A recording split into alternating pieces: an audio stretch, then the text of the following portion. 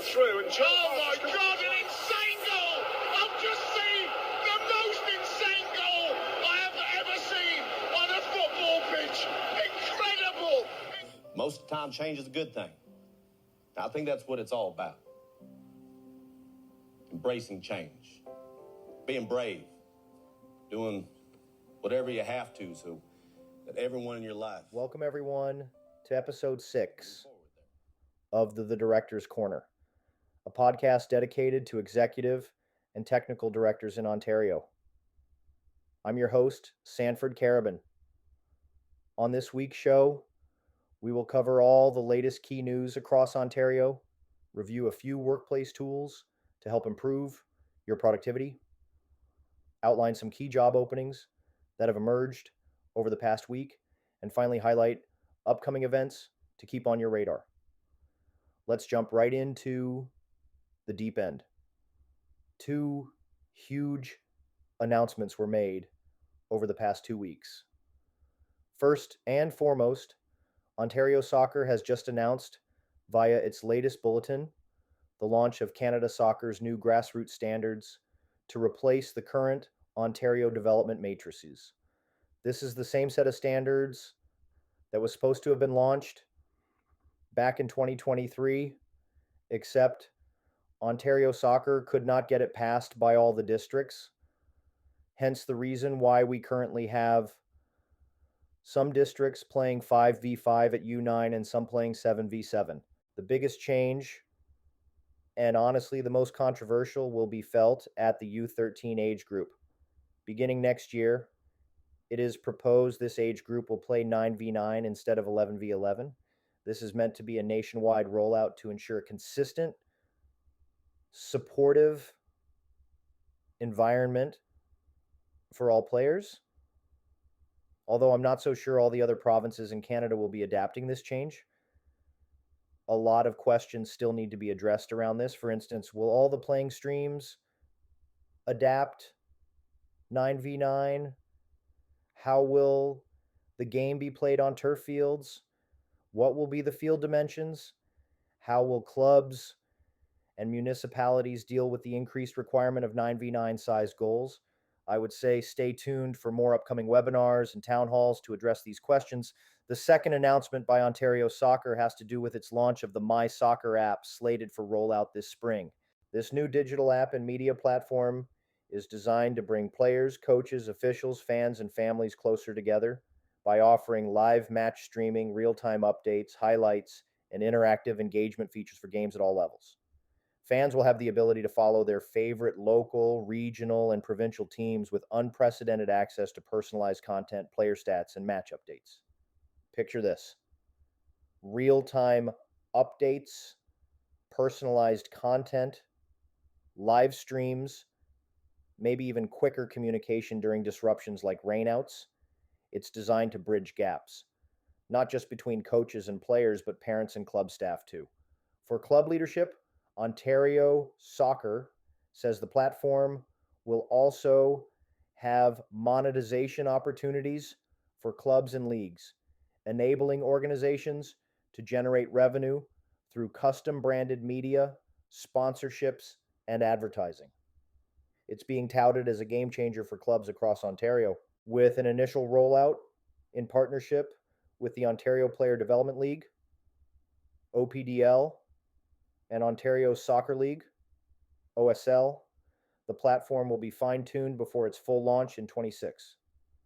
Switching gears now, I want to go back a couple weeks to when Jesse Marsh attended the Ontario Soccer Summit, as well as some of the recent interviews he has had to highlight what a transformational approach he is taking.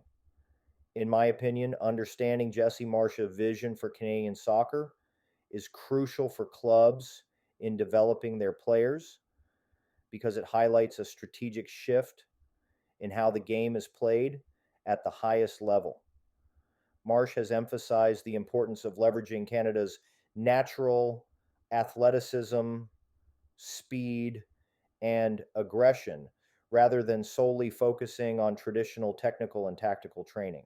For clubs, this means possibly adjusting their development models to prioritize dynamic, high-intensity play, ensuring that players are not only technically sound, but also capable of competing physically with top international teams. If clubs align their training with this philosophy, they can better prepare their players for future opportunities at the national and professional levels. Additionally, Marsh is working in conjunction with the women's head coach Casey Stoney to ensure alignment across both programs. Speaking of development, futsal continues to gain momentum in Ontario with the conclusion of the first ever series of grassroots futsal festivals at Cardinal Carter Academy in Aurora. Over 400 players from 60 teams between the ages of U7 to U13 participated.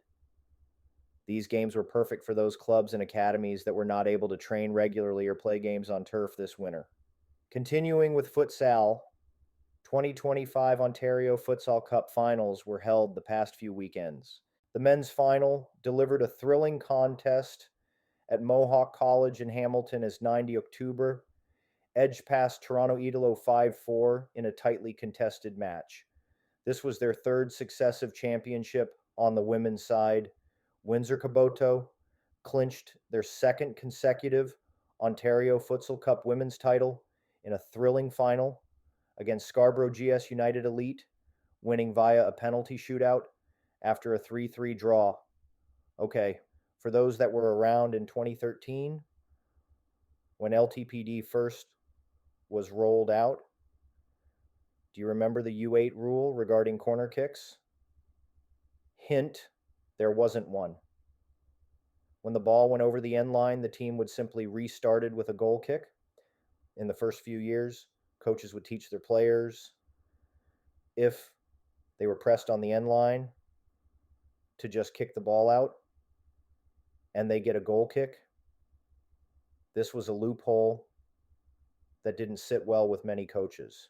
Fast forward 12 years, Ontario Soccer has finally decided to address this rule via its recently completed Phase 1 pilot project called the Under 8 Corner Kick Study. The focus was on evaluating modified corner kicks at U8. The initiative aimed to assess how these changes impact player behavior, match flow, and skill development. The results so far: change kick-in terminology to pass in to encourage better technical play. Really? Well, they're not done yet. Building on the Phase 1 findings, Ontario Soccer is now launching Phase 2, which will further analyze corner kick placements by moving them 5 yards down the sideline and tracking their impact over a full season. Ontario Soccer is inviting interested districts to apply and be part of this study this summer. Okay, to finish off the Ontario Soccer News Roundup, here are a few quick hits. First off, clubs looking for grants for their festivals should remember that Circle K is offering grants again this year for club festivals. The deadline to apply is April 4th. So if you're running a season-ending festival, make sure you apply. Only 50 grants are awarded annually. Next, Ontario Soccer is still looking for 2 more female teams for its annual 5v5 Gatorade tournament April 5th and 6th. If your club is interested, you'll need to hurry to apply. Finally, if you're in need of referees for your recreational programs this summer, Ontario Soccer's 2025 match official clinics are now open for registration, offering both small-sided and entry-level courses. These programs are designed to accommodate individuals age 12 and up who are starting out on their match officials pathway. To learn more, visit the Ontario Soccer website. All right. As regular with each episode, we try to offer a few tech tools to help improve productivity within soccer organizations. In fact, leveraging these AI tools in the youth sports space is fast becoming commonplace, as many of you have reached out to let me know you are trying them. That's great to hear. This week, I wanted to offer two options for enhancing the marketing and communications initiatives within club and academy organizations. First up is a tool called ClipDrop by Jasper. ClipDrop is an AI powered platform offering a suite of tools designed to simplify and enhance image creation and editing. Here's a few ways it can be used. First, you can enhance your club's social media efforts by quickly removing backgrounds from player action shots and place them on dynamic templates to create eye catching promotional content. You can also create player spotlights by easily cutting out player images and overlaying them on professional looking backgrounds for highlight reels or profile cards. Another use of ClipDrop is to enhance your organization's game day announcements. You can do this by generating quick and polished visuals to promote upcoming matchups, game day lineup announcements, and match results. By leveraging ClipDrop's AI tools, a youth soccer club can maintain a professional and engaging visual identity while saving time on manual graphic design work. The second tool to help you improve productivity is called JellyPod. JellyPod is an AI powered platform designed to simplify the creation of professional quality podcasts. It enables users to generate audio content using AI voices, eliminating the need for traditional recording equipment and extensive editing. With JellyPod, users can input text and the platform transforms it into engaging audio, streamlining the podcast production process. A youth soccer club could leverage JellyPod to enhance its communication and engagement strategies. By producing regular podcasts, the club can share updates, match analyses, player interviews, and training tips with players, parents, and supporters. This approach not only keeps the community informed, but also fosters a stronger connection among members. Fun fact, this is precisely the tool I use to generate this podcast. If you're interested in knowing a bit more about either of these two tools, please reach out to me. I currently use both and they are a major time saving. Okay, let's switch gears again and look at the current job market in Ontario. It's that time of the year when vacancies begin to occur, and while there are many part-time roles for coaches listed on the Ontario Soccer website, I wanted to highlight a few full-time roles currently open.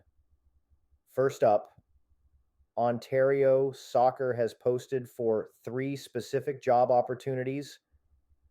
They are actively recruiting for mid-level management positions, including manager of OPDL and club development, manager of player and club development, and a partnership activation specialist. If you have experience in player development, club operations, or corporate partnerships. In addition to these opportunities, the Oakville Soccer Club is currently seeking a facility manager to oversee the daily operations and maintenance of their indoor soccer facility. This full-time role is ideal for someone with a background in facility management, operations, or sports administration. The Oakville SC is one of the largest soccer clubs in Canada, making this a fantastic opportunity for professionals looking to work in a dynamic and fast-paced environment. Okay. Rounding out this week's episode, here are several showcase events to be aware of over the next 3 months.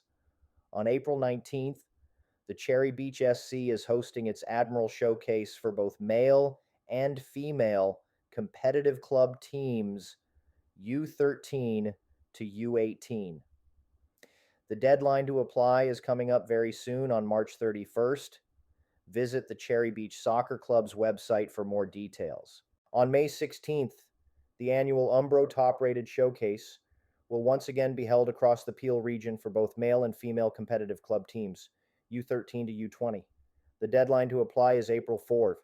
Visit the Top Rated Series website for more details.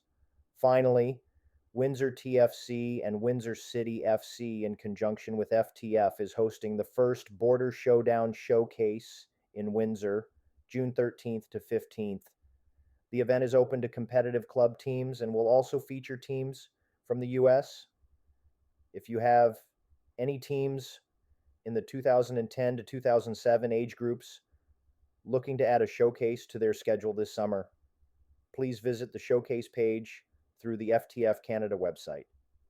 So that's all for today. Thanks for tuning in, and as always, keep striving forward. See you next time on Director's Corner.